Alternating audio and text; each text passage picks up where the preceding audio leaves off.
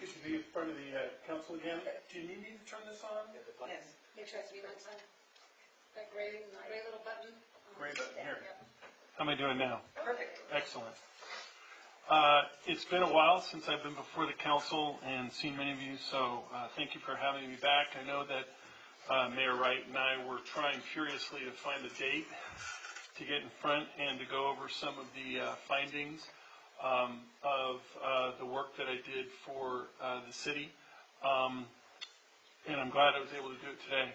I wanted to start off with a couple of things, just two criticisms that I've heard about the city's engagement with Solutions for Change and kind of what the results of this report has been.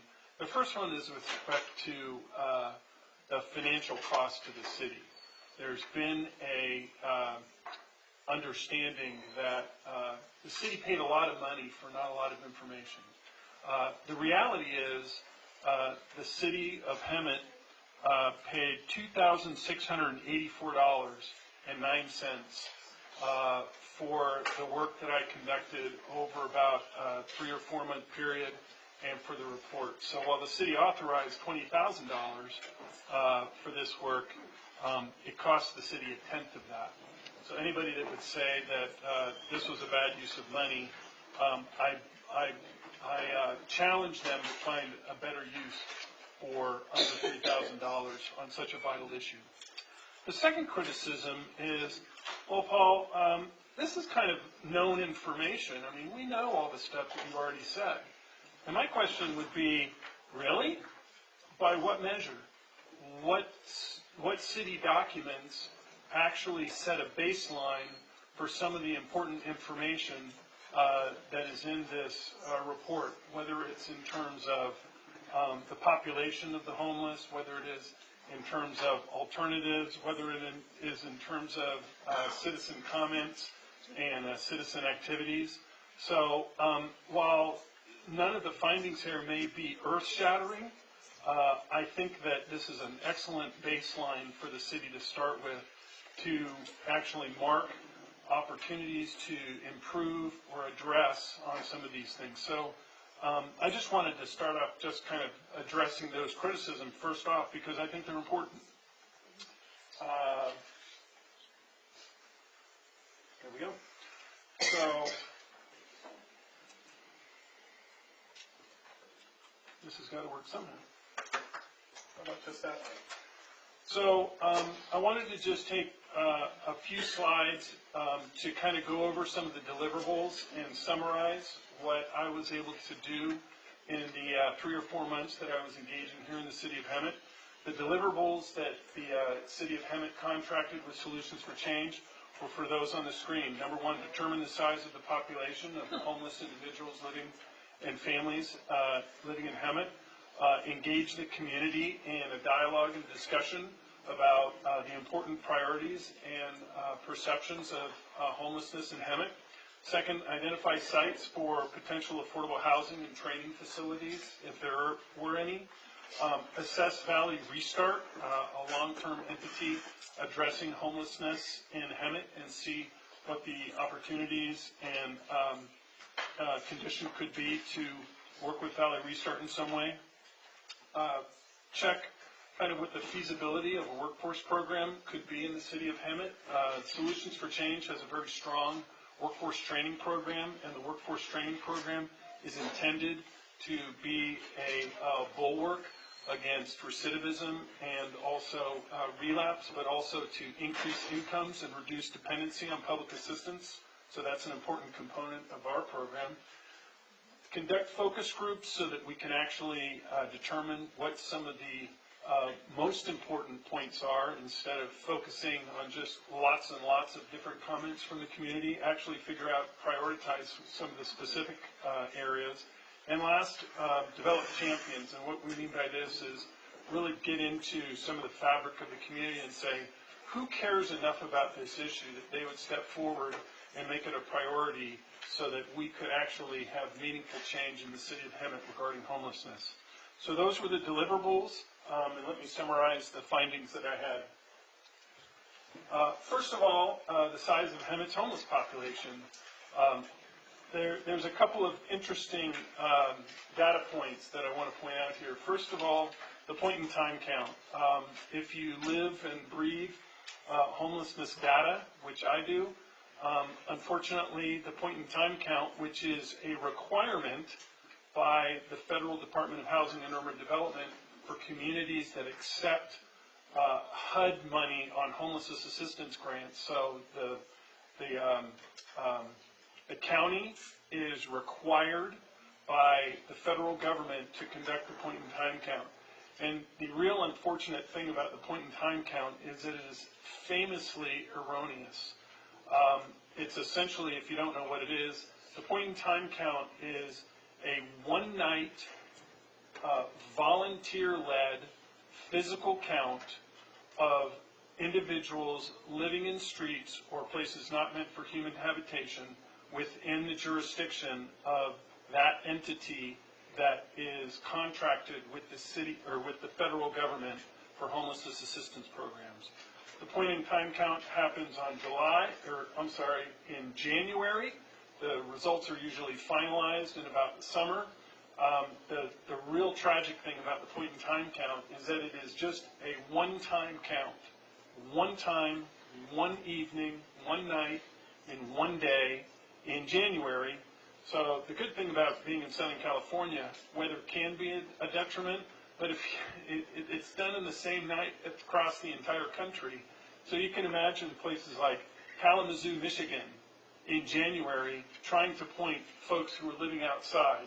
So that example in and of itself just demonstrates how poorly a metric the point in time count is. The other problem with the point in time count is that it has no statistical veracity with respect to quantitative analysis. When the point in time count comes with null sets that volunteers are unable to verify, it basically makes the entire point in time count illegitimate. So regardless of that, regardless of the criticisms, in July 23rd in 2018, the county identified in Hemet that Hemet had 83 individuals living on the streets of Hemet, counted in the point in time count. That may be the case. It's really hard to verify it, but that's what the point in time count had to say. There's another metric that is, and we believe, actually paints a more complete story of homelessness, because the point in time count is specifically intended to count folks who live on the streets. And if you understand the definition of chronic homelessness used by the federal government, the state of California, and the counties, then the point in time count may have some veracity there. However, we also know that there are a number of folks who are homeless that do not meet the definition of chronically homeless by the Department of Housing and Urban Development. Those individuals and families are better captured through McKinney-Vento data that is required of every school district in the country by the Department of Education. So according to the Hemet Unified School District, the McKinney-Vento count for the same year was about 2,000. Now that count is typically for kids.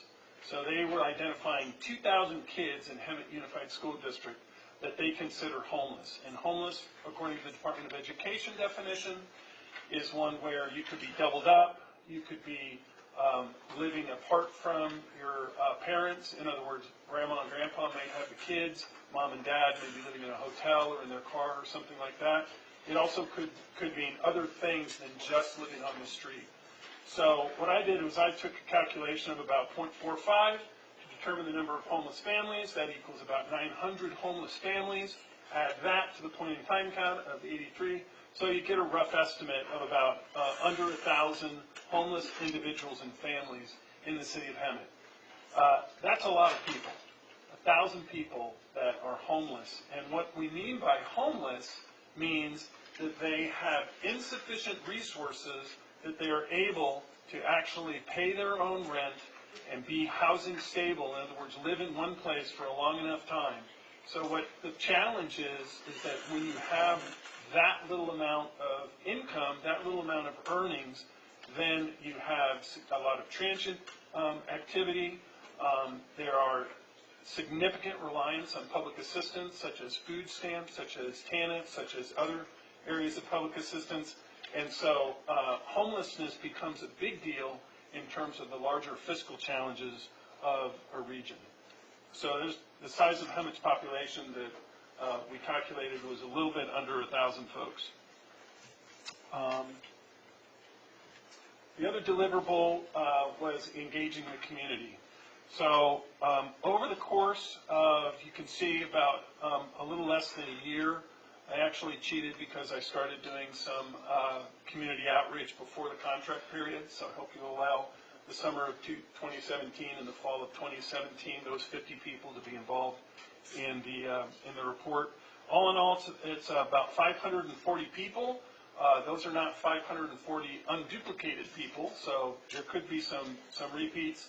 But you can see that I conducted a number of conversations, a number of presentations, getting feedback, getting all different types of comments about where the folks in Hemet, what their priorities are and what their concerns are with respect to homelessness.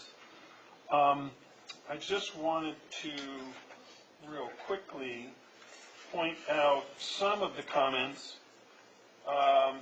So for example, the Hemet San Jacinto Chamber of Commerce, they were really concerned obviously about the impacts on businesses and the impact of including the perception that the presence of street homelessness deters shoppers from visiting local realtors. Properties are squatted on and trash and refuse are a problem. The San Jacinto Board of Realtors meeting, there was a strong concern about the need to train and engage people in work. There was some significant concerns with the cost of implementing the program, such as Solutions for Change. They were very supportive of expanding Valley Restart to a more robust and be able to serve larger number of people. Some of the different community meetings, everything from one of the things that was very striking was just the amount of volunteerism, the amount of concern that individuals in Hemet have over people who they perceive in need. There's obviously in some of the community organizations that I went to, there's significant concerns in terms of break-ins, safety of the community, revitalized kind of neighborhood watch types of programs. Let's see. I think there was also not a lot of misinformation. There's a lot of misperception about what Valley Restart does and who they serve and how they serve them. That was a significant challenge. And I think also that there is obviously a lot of concerns about the impact of drug addiction, drug dealing, crime associated with substance abuse and addiction. So those were some of the big, kind of the main issues were, just move to the next slide.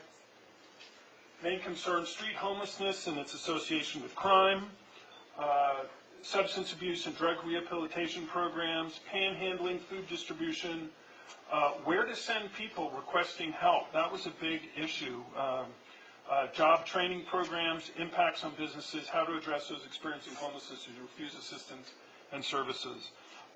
Just to go down, highlight a couple of these things, particularly when it comes to street homelessness and its association with crime.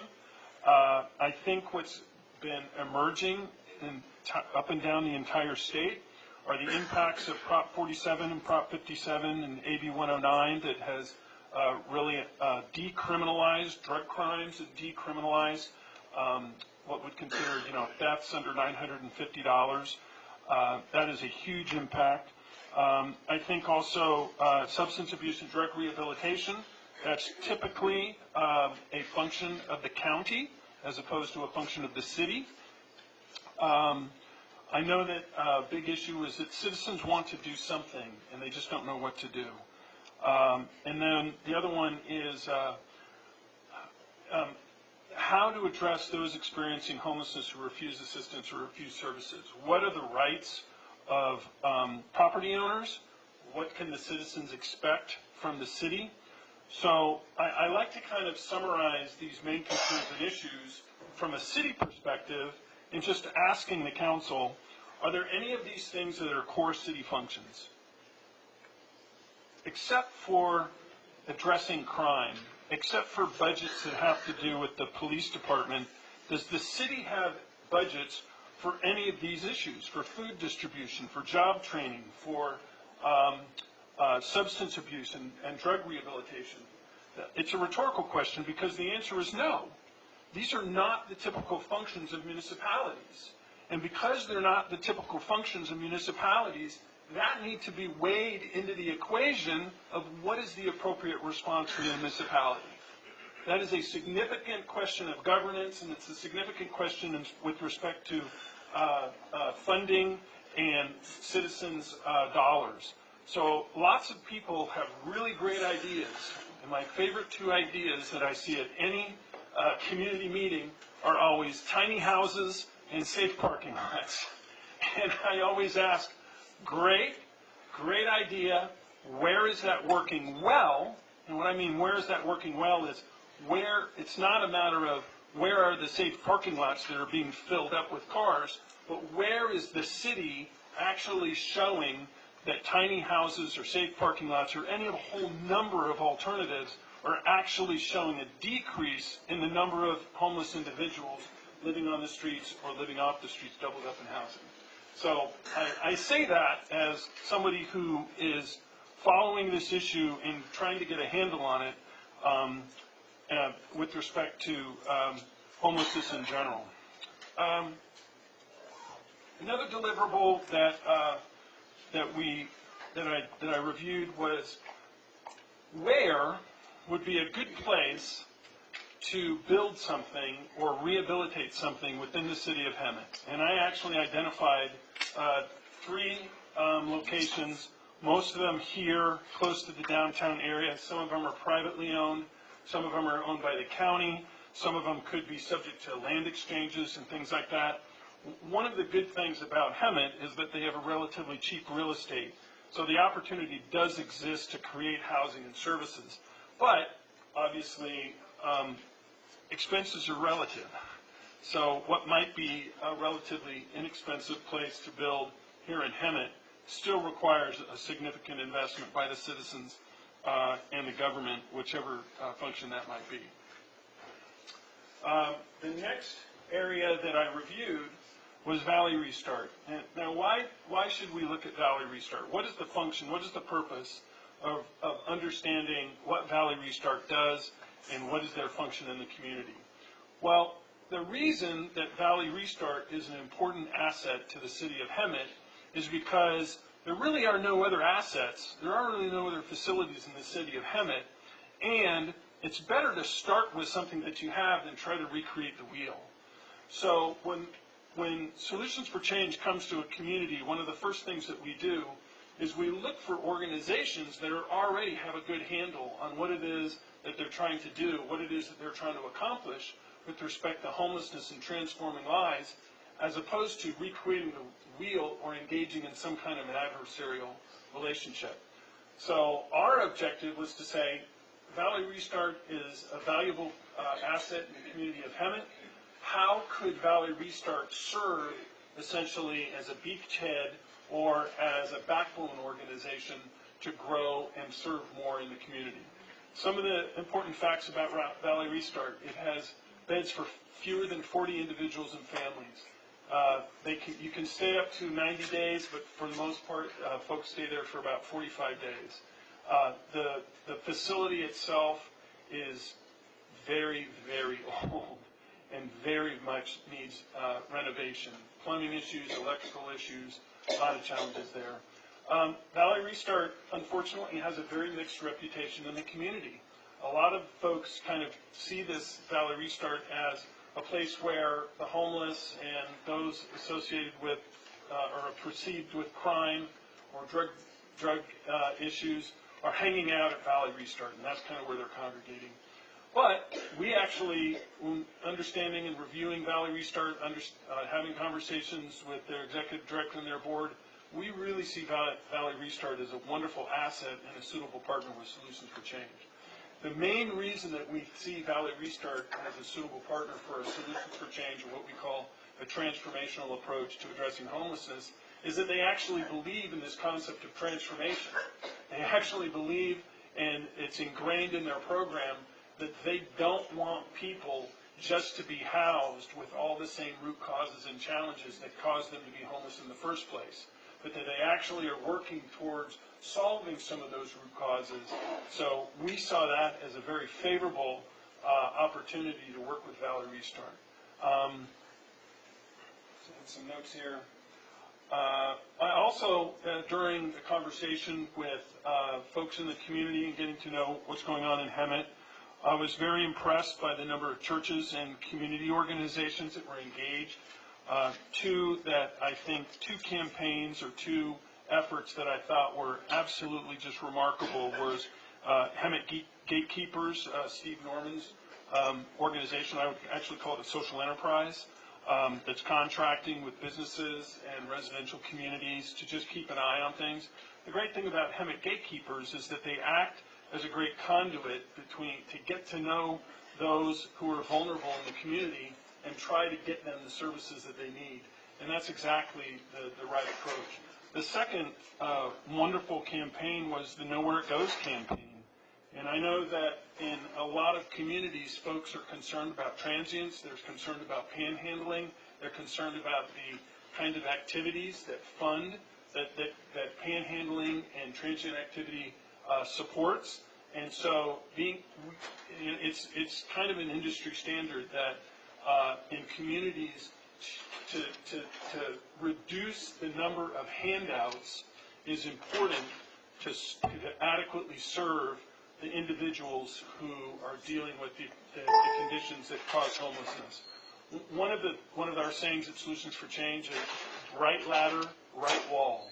In other words, if somebody is a domestic violence victim, don't put them in a substance abuse treatment program, and vice versa.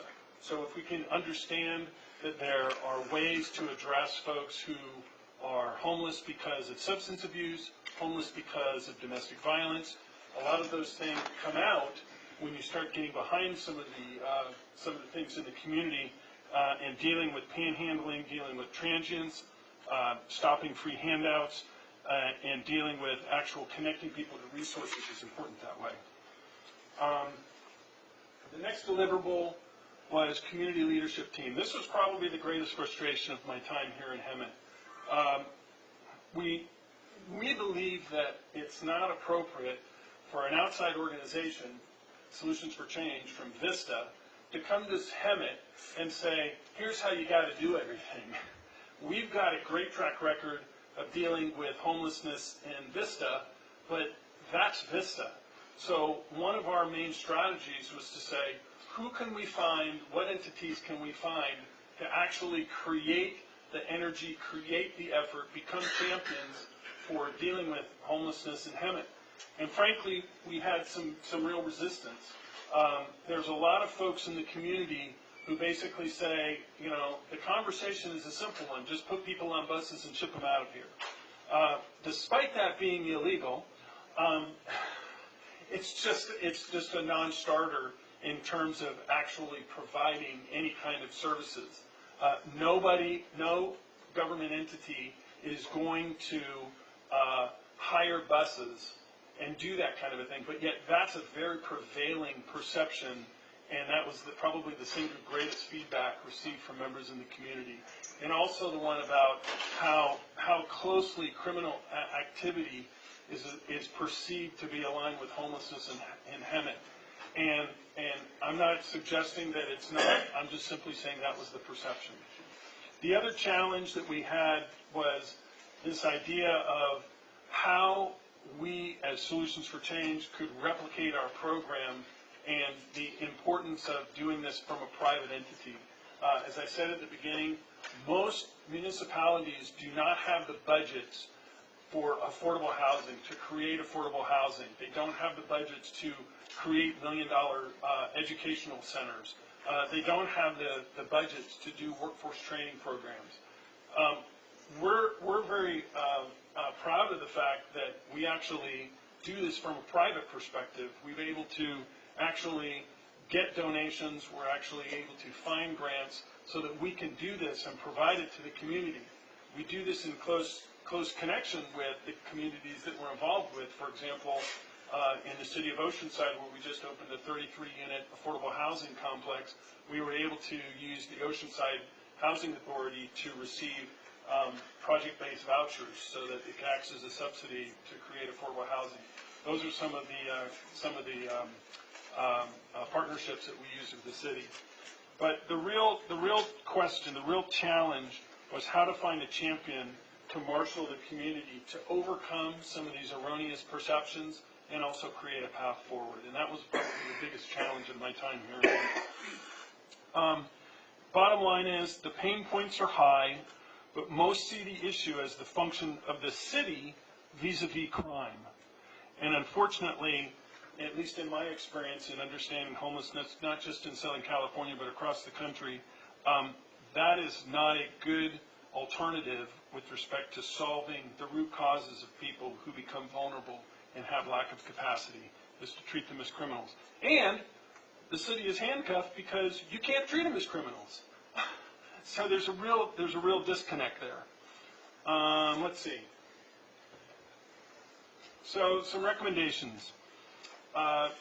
In the report, I included basically a sample project summary, and this is actually a cost sheet that we use at Solutions for Change when we try to evaluate how much it's going to cost to create the kind of transitional housing, the kind of services, the kind of longer-term housing, case management, all these services. And from our just from our rough thumbnail, it generally is about a little less than $30,000 a year per family.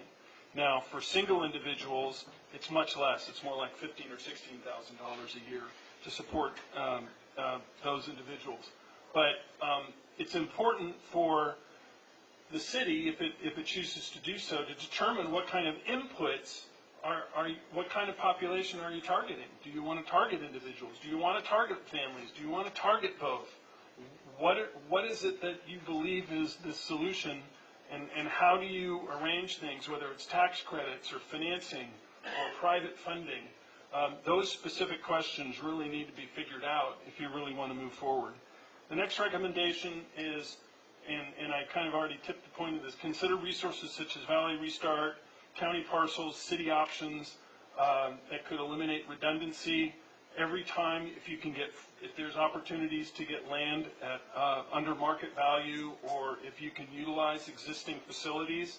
I know that the Salvation Army has got a facility, but it's constrained because of its conditional use permit. Maybe there's a way to revisit that. I'm just suggesting. It would allow you to reduce a lot of the costs associated with serving homeless individuals. Third recommendation, I think the Know Where It Goes campaign and street outreach efforts to enlist citizens is really a critical issue.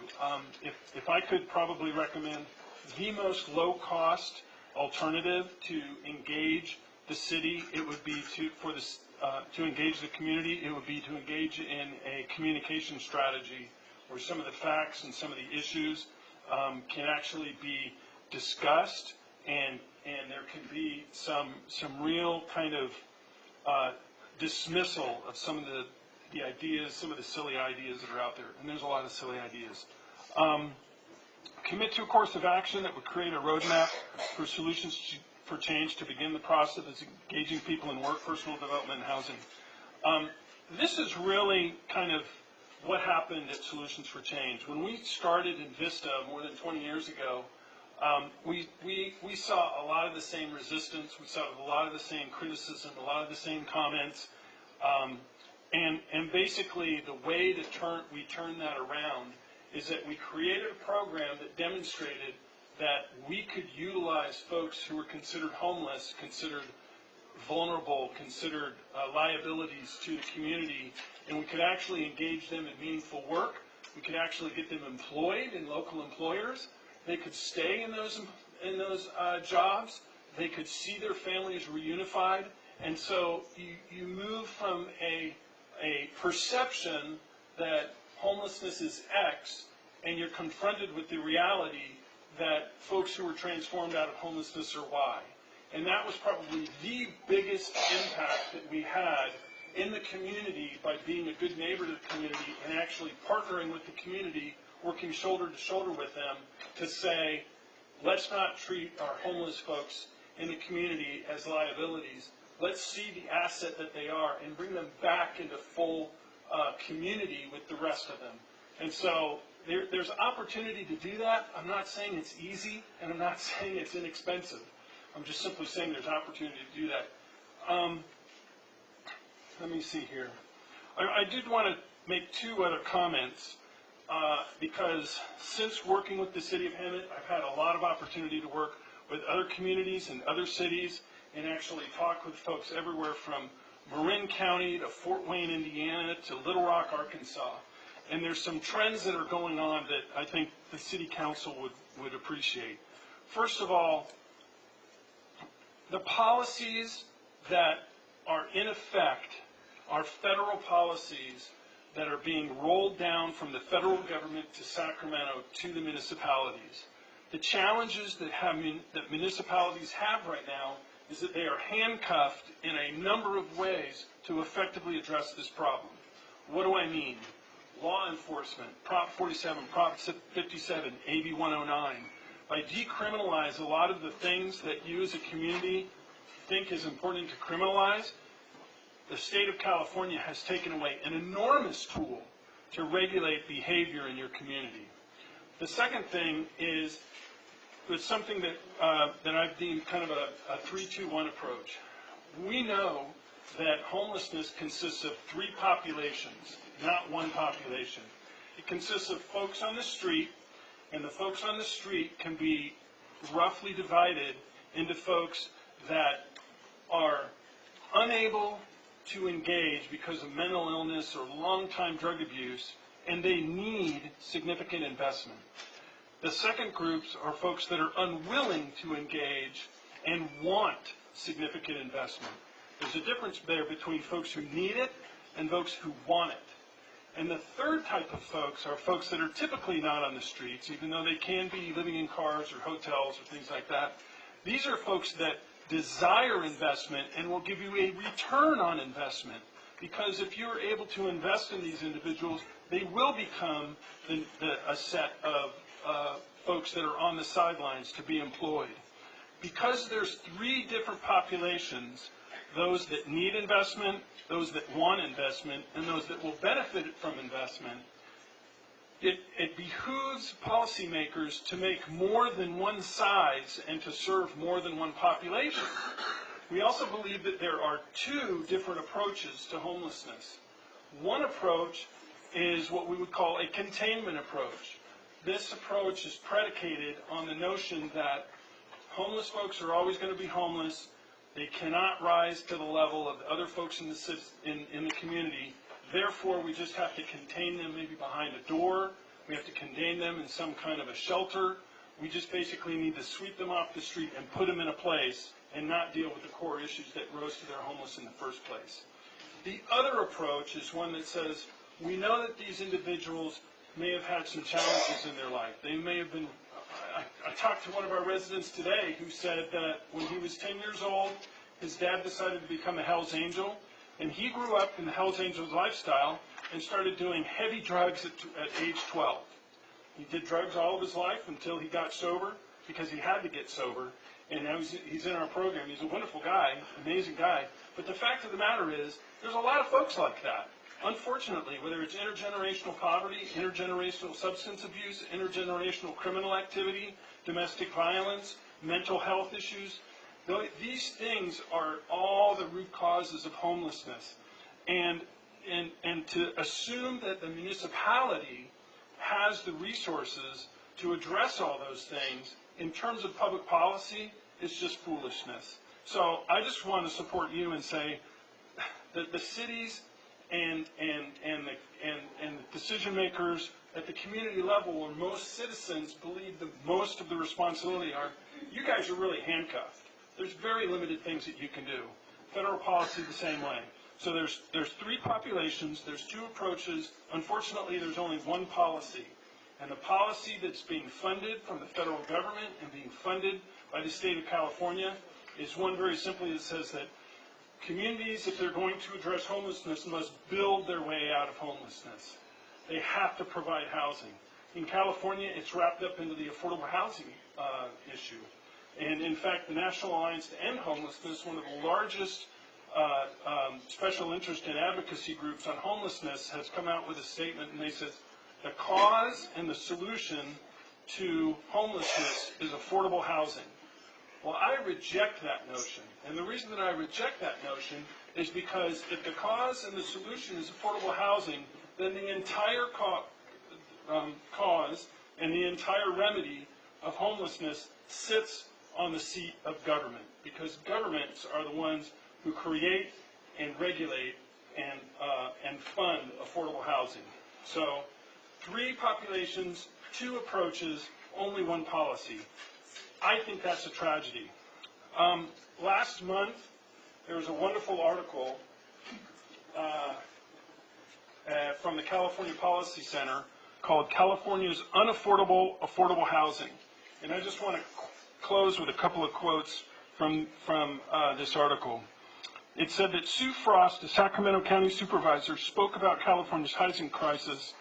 Her reasons for why housing is so expensive and why the related problem of homelessness is so intractable ranged from extreme environmental mandates, such as the California Environmental Quality Act, to absurdly high fees for building permits, often equal in cost to the value of the materials used in construction, to unchecked immigration, to restrictive zoning, to numerous court orders. In every case, it was government policies that created this nightmare, and in every case, they were policies largely unique to California. What that means is that our homelessness crisis here in California is a result of bad policies in the state of California. Second, it goes on to say, these policy disrespects the residents of these neighborhoods who have worked hard their entire lives to pay for the privilege of living a safe and tranquil environment. Moreover, these residents who are betrayed in this manner have worked far harder than they should have had to pay because of California state and local government's policies, which are the primary cause of overpriced housing. He ends the article by saying, it's time for courageous city council or county board of supervisors somewhere in California to pursue, through litigation, Mr. City Attorney, cost-effective, practical solutions that don't ruin the lives of the many for the sake of the few, particularly since government policies are the reason the many have to work so hard. I'm quoting this article. I'm not going to recommend litigation. I'm just simply saying that the City Council does have the power to pass resolutions that basically point out the issues, the public policy failures with respect to Prop 47, Prop 57, AB 109, to convey their sentiments for the importance of drug detox and rehabilitation. Also to educate your members of Congress. Congressman Ruiz, this is his district. I'm not even sure he realizes the struggles that the city goes through and the challenges and how state policy and federal policy are causing some of the challenges to this and the cost to the city of Hemet. So you get a little bit of editorial in addition to my report.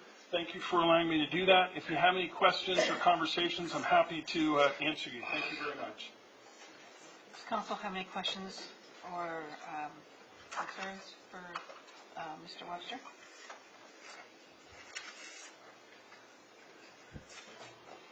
Done?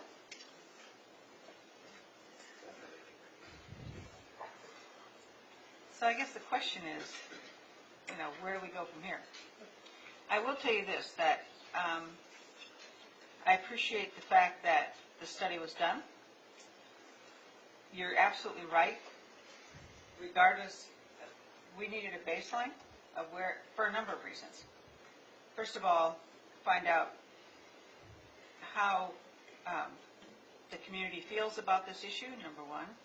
Number two, to realize the challenges based on the conversations that you've had throughout the community. Certainly a number well into, over 500 people. And also, if in fact there is opportunities for us to engage with or to consider external funding possibilities, you need that baseline. You need to know where you were and where you expect to be and what it is that you're anticipating or what your needs are based on a study. So I appreciate your effort, Paul, and I certainly am encouraged that there are programs out there that do work. How this fits into our community yet, I don't know. However, it's always good to look at successes. Your success, perhaps other programs that have been a success. But I certainly, for one, appreciate your effort and your interest in the city. But more importantly, the interest in trying to come up with a program or trying to come up with a solution for us in Hemet, regardless of what that ends up to be. So I appreciate your effort and your interest in our community. Russ, do you have a question or comment? Yeah, I'm trying to figure out the best way to pose this observation and a question. We all recognize that this issue is not unique to Hemet, and there's a lot of common denominators that exist from municipality to others. And my personal belief is that until there's a more regionalized, universal approach to addressing the issues and the problems, recognizing that every community has its own unique characteristics. So it's not a one-size-fits-all, but I think there is the likelihood of success if there's an overarching template, if you will, of approach, so that each community is addressing the problems similarly. And I was really struck by, I guess some of it was your editorial comment, that there's 3 populations and 2 basic approaches, but 1 policy that emanates from the federal and state levels. So I guess my question that I'm getting to, in your experience in dealing with other communities, because you said that municipalities have the resources through resolution to begin to address that. Are there communities that you've been involved with that have taken steps along those lines? That's part 1 of the question, and if the answer is yes to that, what have they been and have they been successful? Thank you very much for that question. The answer is no. I've actually just started, because the more I talk with members of city councils and the more I talk with county supervisors and folks throughout not only California but throughout the country, I'm shocked that municipalities and elected representatives are just kind of taking what the federal government and the state government are giving them. There was a recent article in the LA Times that said, I think the city of Los Angeles spent something in the neighborhood of $520 million on homelessness spending and had very little to show for it. Same thing happened in San Diego, where hundreds of millions of dollars of taxpayer money are going to address the homelessness problem, but they're not moving the needle. To me, as kind of from a meta-analysis perspective, if we're seeing multiple jurisdictions seeing multiple failures The question is systems change. The answer is systems change. Because what this is showing is that it's not the unique characteristics or the failure of the locality for implementing the system. In fact, in my analysis, when you look at the system and you look at the alternatives that the state and the federal government are offering to local governments, it's the same cookie cutter approach, and we're seeing the same kind of results. So nobody's taken me up on my challenge yet. I would love it if the city of Hemet took me up on my challenge, but I think there's a couple of really important things to consider. First of all, we need to understand what is effectiveness. When we talk about dealing with homelessness in an effective way, what does that mean? The Department of Housing and Urban Development and the state of California have made it very clear that what that means is housing stability. If I can take somebody and at a little less than, and I'm not making this up, $500,000 per unit to put somebody into permanent housing, that's considered success. At Solutions for Change, we don't measure success that way. We measure success by incomes, earnings, and reducing public assistance so that people can pay their own rent, can fend for themselves, can get their kids back from child custody, and can no longer, and have the skills, knowledge, and resources to never be homeless again. So really important, what is success? Second of all, what do we, if the city of Hemet were to make a statement and say, we've been handed essentially a bill of goods by the federal government and the state of California, what do you want? Well, what you want is you want systems change. What you want is exactly what you talked about, is we want flexibility to do things that are consistent with our community. And right now, the way that the federal government and the state of California, and in fact the county, are offering you something, according to the conversations I've had with members of the council, it's not consistent with the community of Hemet to simply give people housing and just allow them to live there regardless of their behaviors and regardless of their contributions or lack of contributions to the community. So that might be a long-winded answer. Nobody has actually taken it up on me. I'm still working on it. The city of Oceanside is close because people say things like, how come you can't clear out the encampments? How come you can't arrest people multiple times for drug crimes or for petty theft? And the reason is, and police chiefs answer this, to say, well, you know, our hands are tied. We can't do anything about that. Well, the city can basically make a statement. We don't think these policies are right. State of California legislature, and I think it's high time. We don't think the Ninth Circuit Court decision on Jonas versus Jones with respect to preventing localities from cleaning out encampments because they're public safety and public health issues, we don't think that decision is right, and you need to know about that. So I'm encouraging municipalities and city councils to start ringing the bell. I know that there are a lot of elected officials up and down the state that are saying, there's something wrong, we're not getting the results that we were promised. It's now time to start ringing that bell and saying we're not satisfied and we need to do something different. I hope that answers your question. Yeah. Okay. Thank you. You touched on a couple things, and the short answer to a lot of it is the courts. The courts are creating policy, and the legislature is not acting on it and fixing decisions that the courts are making. So everybody says our hands are tied. Well, our hands are tied because the Ninth Circuit, because state Supreme Court, the U.S. Supreme Court, handing down decisions that now municipalities are stuck with, and we can't do anything about it. That's where we get handcuffed. Exactly. Doing anything. So. And the challenge isn't just that, oh, I can no longer do that anymore. The challenge is it costs our city money. Because it costs our city money because we can't enforce these things, we've got to take money from other things that we've promised the community. So it's a fiscal issue. It's also a health and safety issue. And these things are going to snowball, and it's really becoming a challenge. I look at interesting things on articles that I read. The city of San Clemente is now forced with the issue of homeless encampments at beaches that prevent folks who are disabled from using Americans with Disability Act access to get to the beach.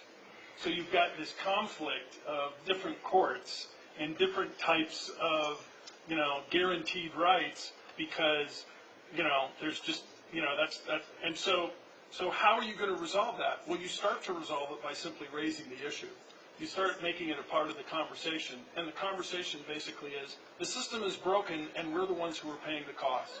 The federal government doesn't get blamed for homelessness. The state of California is not getting blamed for homelessness. It's the folks that are on the dais who get blamed for homelessness, and they have the least amount of power to really deal with it from a systemic perspective.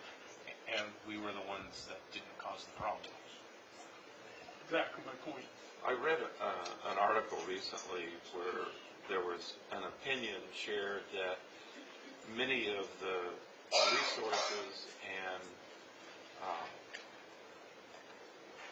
programs that are available to people who are homeless or similar circumstances are actually having the reverse effect, that they're enablers, and they're allowing them to continue rather than to bootstrap themselves and become productive members of society. Do you have a thought about that? Yeah, we see it all the time, and we call it a culture of dependency versus a culture of empowerment. Right now, what's happening in communities who are availing themselves of billions of dollars of state funding is that they are required to prohibit certain types of public health, safety, and economic empowerment requirements. For example, you cannot require sobriety with any kind of state homelessness dollar. You cannot require work. You cannot require any kind of program participation for folks who administer Section 8 housing vouchers. The state of California and the federal government have regulations that say you cannot require these people to participate in any kinds of programs. So what's happening is programs and communities have to make a very difficult choice, and this is the choice that we made at Solutions for Change. We said we either keep receiving federal and state funding and have to basically knuckle over to compromise our program and the effectiveness of our program. Remember, the effectiveness of our program is not necessarily to get people housed. The effectiveness of our program is measured in helping people become self-sufficient. So we either compromise that and continue to get government money, or we walk away from government money. We chose to walk away from government money because we believe that our commitment to the taxpayer and also to our residents is towards self-sufficiency, not towards just housing. So that is your comment is the crux of our analysis of what we see the issue is this culture of containment or this culture of transformation and empowerment.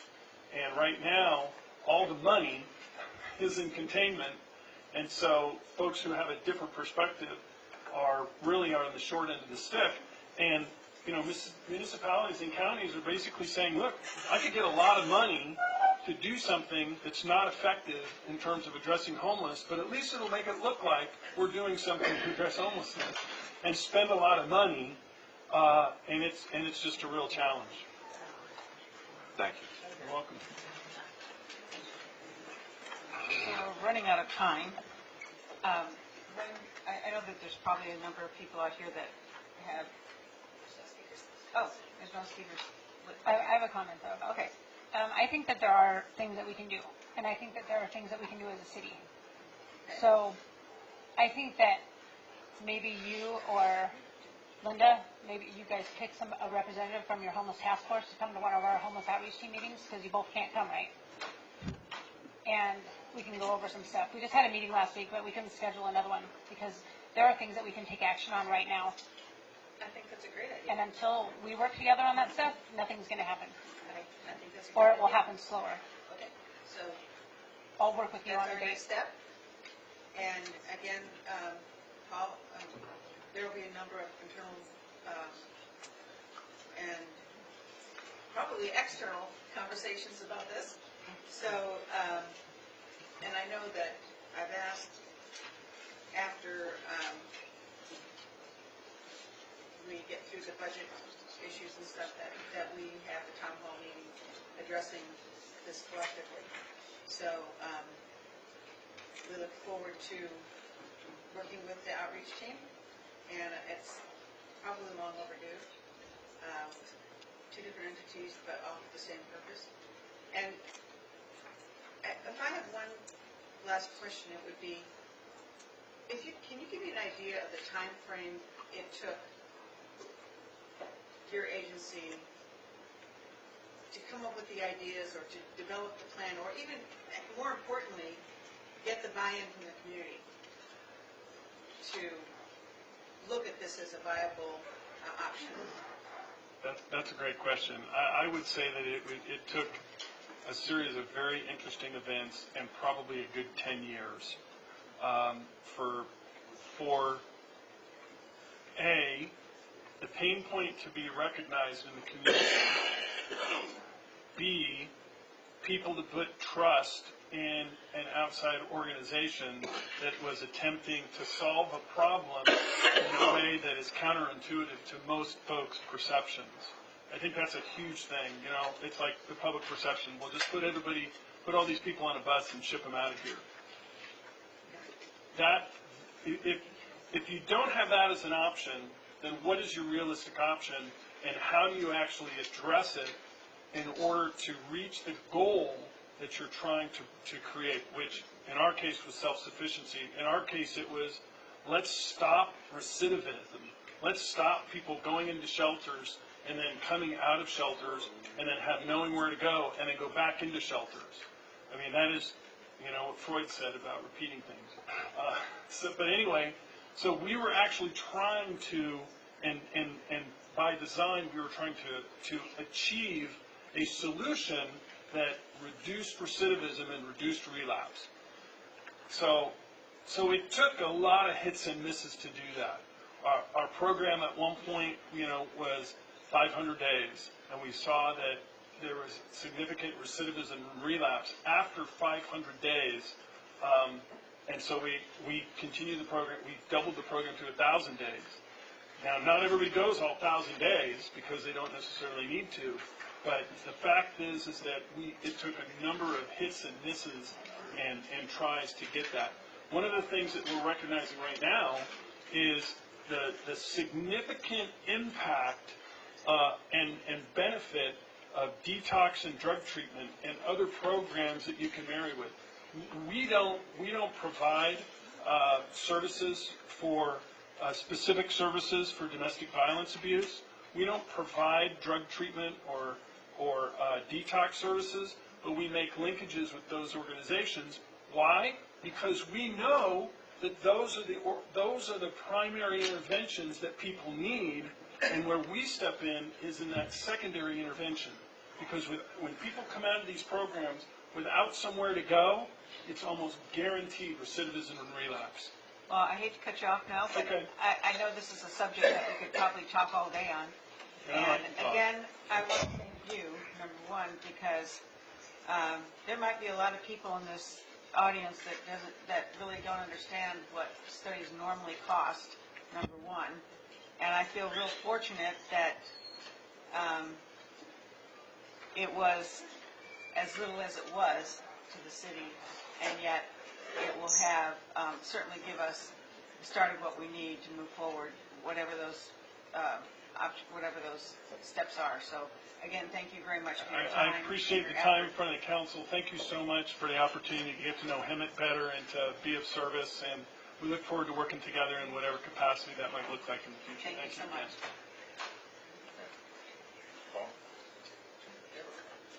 We're going to take a 5-minute recess. We might be a little late coming back, just a few minutes late coming back to the regular session, but we're going to take about a 5-minute recess.